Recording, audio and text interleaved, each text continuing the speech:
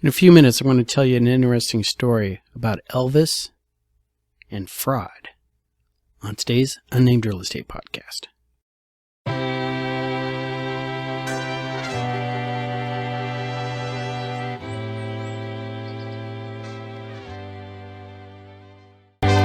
Hi there, my name is Charles Ray Dawson. I'm an Associate Broker Residential Sales Manager at ProStar Realty. This is the Unnamed Real Estate Podcast, episode 187. And yeah, 187. This week, I got myself a new external drive because I was filling my normal external backup drive up with way too many videos. I had something like over 300 gig. I mean, that's a lot for you guys over the age, that's a lot. Okay. And I'd gone through and gotten rid of like all of the little clips and just keeping the finalized videos and whatnot. But 187 videos adds up to a lot of drive space. So while I was going through and consolidating everything onto my new drive and shuffling stuff from point A to point B and complaining about technology, because in my day, I remember back in my day, I could just open up a command prompt and go //molog/f and it would map a drive. You can't do that anymore, guys. All right, I don't know what Microsoft did. I don't know why Microsoft did it, but things were better then, at least when it came to computers. You wanted to play a new video game, you just put the cassette tape in and hit play. But you don't get to do that anymore. Anyways, so new space, things are freed up. I got easily enough space for another, at this rate, 3 years of real estate. And then I'll second guess my career choices back then. Yeah, speaking of, this is the anniversary today. And I know this because of Facebook. Facebook reminded me that 7 years ago today, I went and took the test, and they actually granted me the right to call myself associate broker instead of sales agent. And I am indeed licensed to practice real estate without adult supervision, if I ever choose to do that. But I get free water. I get free coffee. I got this fancy cubicle. I got my tree, which is growing back even after those guys, the orcs, came in and decided to cut it down. I got my whiteboard. I got people I can walk over to usually and just complain about real estate, and they look at me like they actually care and know what I'm talking about. Unlike home, where although the wife cares, she doesn't always know what I'm talking about. So yes, I'm here for the peers. So what else I got going on? Nobody's in the office today, so I don't have my peers with me. You can say I'm peerless. And so I've just been knocking out real estate. I got 2 in escrow right now. I just read an article saying nationally it was a slow summer for real estate. I have no idea, what their problem is. I got really, really busy here a couple months ago, and it's looking at still getting busy. I put 152 point something or other miles on my car yesterday, driving out to Goodyear, then all the way down, then here into the office, and then all the way out to Maricopa, and then back home. So spent a lot of time in my car and trying to figure out what's wrong with my air conditioning and that thing, except it just probably needs a charge. And it was funny because that was Wednesday, and I got a call on Tuesday going, "Hey, can you be out of my house at 1:30 tomorrow?" And I'm like, "No, I can't. I'm going to be in Maricopa at 1:30 tomorrow." "Why? What's up?" One of my buyer-seller types who have been like literally keeping me on the hook for about 1.5 years now. Could actually say argue longer than that. Has suddenly decided basically the triggers are getting pulled.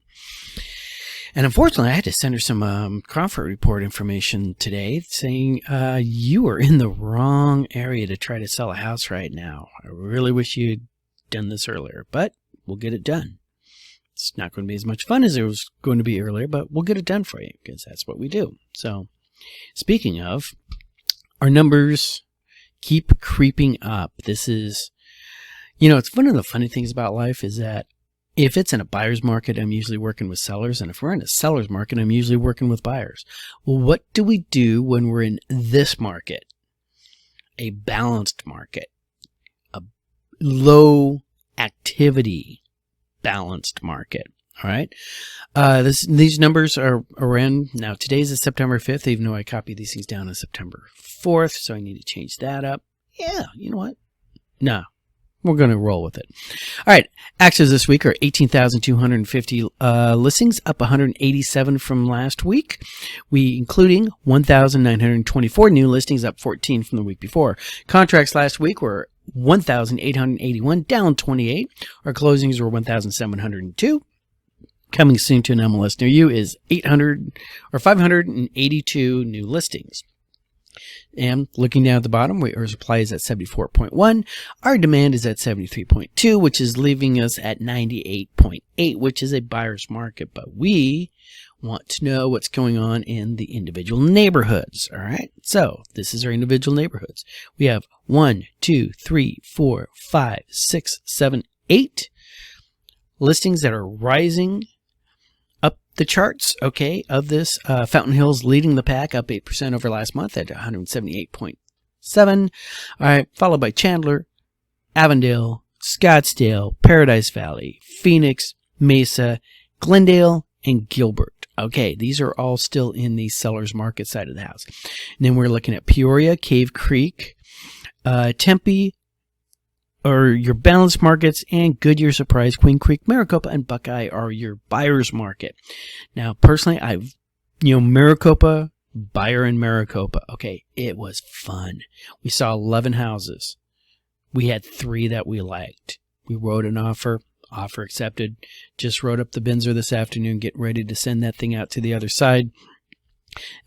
Hoping to get a call back from my home inspector before I actually pull the trigger on that. But if I don't hear from him by, I'd say 2 o'clock, I'm just going to hit send. But, that's a game getting played out in Maricopa and Buckeye. It's just like, there's a lot of inventory out there, and there's some decent prices for that lot of inventory. All right. Now, when you're on the seller side, let's say, my Surprise Goodyear area. Okay, my Goodyear house is under contract. We're on scale to sell next week. All right. Did not get a lot of showings, but we did get offers when we did get showings. All right. So what that means is you have to have your house ready to go. All right. The days of being able to put a house on the market in any condition are way the hell over. So if you're looking at how are you going to sell a house, buyers who are coming in this market want perfection or close damn to it. There isn't any buyer out there looking for sweat equity. I think we're finally past the concept of sweat equity. All right. When I first started, everybody wanted sweat equity until they saw a sweat equity house, and then they weren't interested in a sweat equity house. All right. I haven't heard those terms come from a buyer in years. All right. And they'll just, a couple of years ago, they just wanted a house. I'll take it in any condition. All right. As it is right now, they're just walking and saying, I can do better, and walking out the door. So now, my client who's just popped up on my radar and stuff like that, we're going to be looking in the Glendale. Okay, so we're at 116.7, which is, dropping, still technically in a soft seller's market. I'm going to strongly encourage her to get the house looking good. It's part of the reason why she wanted me to show up yesterday, was to go over the contractor things that needed to be done. And she was talking about enclosing rooms and doing this and that and doing improvements to the house. And I'm like, we're not an improvement house kind of market right now. We are into the make it better. All right. All the deferred maintenance. That's what we're looking at. There's at least 2 things in there I know I've been talking to her about for the last 4 or 5 years. I'm going to walk in there and point to that and say, that's number 1. Forget about the pretty kitchen. Forget about that. That right there. That's what you're fixing. All right. And we'll work it out from there. What else is going on in the real estate market? Okay. A couple really fun little bits of news. All right. And some not so fun. They were talking about how to buy your average first starter home, you need to make $72,000 a year across the board nationally. That's up 4% from last year. Karen Carr, who I just worship. I mean, she's... Now, They're equal. They're equal. I was about to, between her and the Cromford Report, they both speak to my souls in separate ways. Cromford Report, I go for the hardcore numbers. Karen Carr, I go because she's just amazing to watch. She is a real estate agent out in South Carolina who has a YouTube video channel, promotes other channels, and she has gone political in such a big way, a way that I just don't feel comfortable doing it. She's just like calling it out now. She did a green screen, and I'll find it and link it in the show notes below. All right, she did a screen scene behind her like she was reporting the news. Okay, and just talking about various updates. And I was thinking to myself, I could do that, but then I'd have to set up a screen behind me. All right, then I'd actually have to do prep work instead of just turning on the camera and turning on the microphone and starting to talk.